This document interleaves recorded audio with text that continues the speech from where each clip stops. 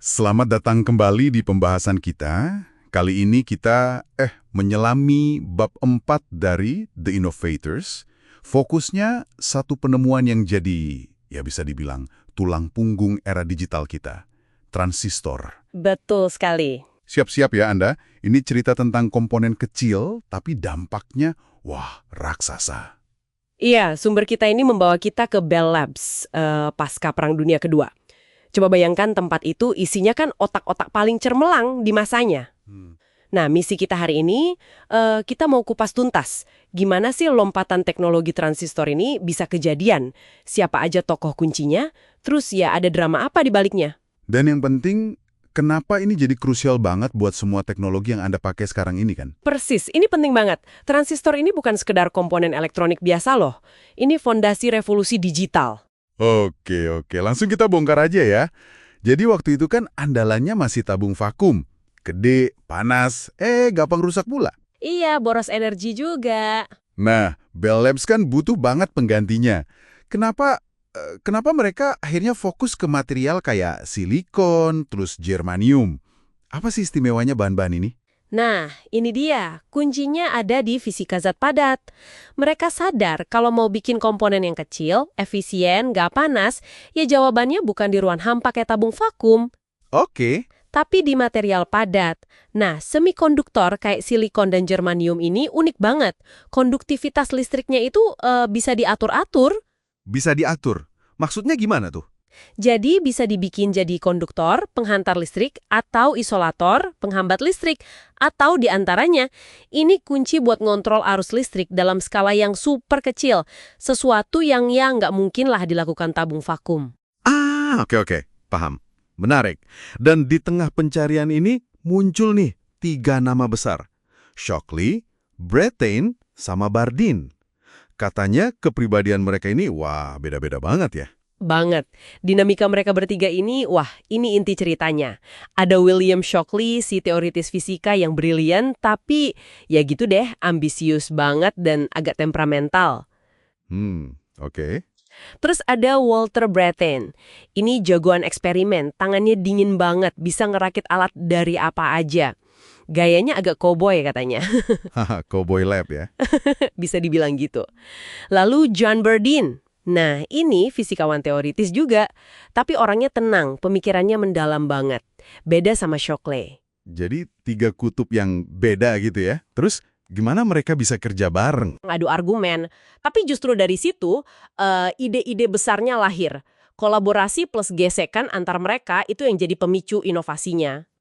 Terus momen penemuannya sendiri gimana? Siapa yang dapat aha momennya duluan? Nah, momen krusialnya itu terjadi Desember 1947. Jadi lewat eksperimen langsung di lab, Brattain sama Bardeen, awalnya mereka berdua nih, berhasil bikin transistor pertama yang berfungsi. Berdua aja. Shockley kemana? Shockley lebih ke arah teori dan supervisi awalnya. Nah, yang mereka buat ini namanya point contact transistor. Ini terobosan besar. Tapi, ada tapinya nih. Apa tuh? Shockley, yang mungkin ya merasa sedikit ketinggalan pas momen penemuan awal ini, ternyata diam-diam ngembangin desainnya sendiri, secara rahasia dan terpisah. Shockley ngembangin yang namanya junction transistor. Desain ini kasarnya bikin jalur listrik di dalam semikonduktornya jadi lebih stabil dan lebih gampang dikontrol. Oh, jadi lebih rapih gitu ya? Betul, hasilnya lebih bisa diandalkan dan nantinya ternyata lebih mudah diproduksi massal dibanding versi point contact yang dibikin Brattain sama Bardeen yang agak rewel sedikit. Jadi ambisinya Shockley ini, walau mungkin bikin suasana nggak enak, malah menghasilkan desain yang lebih bagus ya ujung-ujungnya. Bisa dibilang gitu. Ironis, tapi ya itulah yang terjadi. Terus soal nama transistor itu sendiri, itu bukan dari mereka bertiga dong berarti? Bukan. Lucu ya? Ide nama itu datang dari rekan mereka di Bell Labs juga, namanya John Pierce. Oh, orang lain lagi. Iya, dia ini mikir, ini kan komponen yang mentransfer sinyal melintasi material yang punya resistansi. Jadi dia gabungin kata transresistance sama varistor, komponen lain yang resistansinya bisa berubah-ubah. Jadilah transistor. Wah, menarik juga asal-usul namanya. Oke, terus pas diumumin ke publik tahun 1948, gimana reaksi orang-orang? Langsung heboh gitu? Dan katanya ada kontroversi soal foto promosinya ya? Nah, pas pengumuman, Bell Labs tentu menonjolkan aspek kerja timnya. Tapi reaksi awal publik sama media itu, biasa aja loh. Masa sih? Nggak dianggap penting? Kayaknya belum banyak yang ngeh potensinya sebesar apa. New York Times aja cuma naruh beritanya di halaman belakang, di kolom kecil soal radio. Nah, soal foto ikonik itu?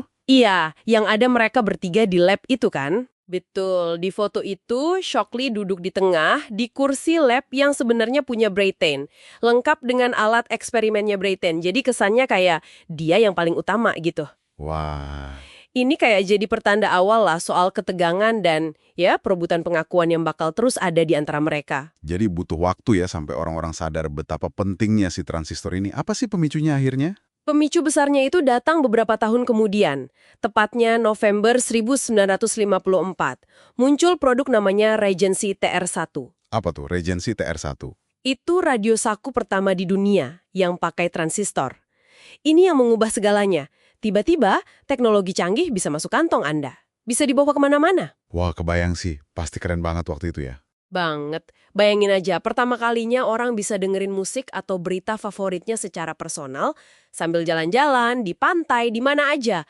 Radio ini laku keras banget, jadi sensasi. Nah, baru deh orang ngeh ya. Baru deh perusahaan-perusahaan besar kayak IBM sadar, wah, ini dia masa depan. Mereka langsung buru-buru adopsi transistor buat komputer mereka. Miniaturisasi dimulai dari sini. Komputer jadi lebih kecil, lebih cepat, lebih hemat daya. Tapi di balik kesuksesan itu, tadi Anda sempat singgung soal ketegangan internal kan? Gimana akhirnya nasib tim penemu ini? Pecah? Pecah. Konflik internalnya akhirnya memuncak. Sifat Shockley yang makin sulit, gaya manajemennya yang dianggap otoriter, bahkan paranoid, bikin suasana kerja jadi nggak kondusif sama sekali. Sampai separah itu? Iya, Bratin bahkan sampai secara formal ngaduin perilaku Shockley ke pimpinan Bell Labs. Akhirnya, Shockley keluar dari Bell Labs, dia lalu mendirikan lab sendiri, namanya Shockley Semiconductor Lab. Oh, dia bikin perusahaan sendiri. Sukses dong? Nah, disinilah ironi berikutnya. Dia memang berhasil merekrut tim peneliti yang brilian banget. Tapi, 8 orang peneliti terbaiknya, itu termasuk nama-nama besar kayak Robert Noyce dan Gordon Moore yang nantinya mendirikan Intel, ternyata nggak tahan juga sama gaya manajemen Shockley. Loh, keluar juga? Keluar beramai-ramai, 8 orang sekaligus, makanya mereka dijuluki Traitorous Eight atau 8 pengkhianat oleh Shockley. Wah, dramatis banget kedengarannya. 8 pengkhianat. Banget, tapi pengkhianatan mereka ini justru jadi berkah buat dunia teknologi.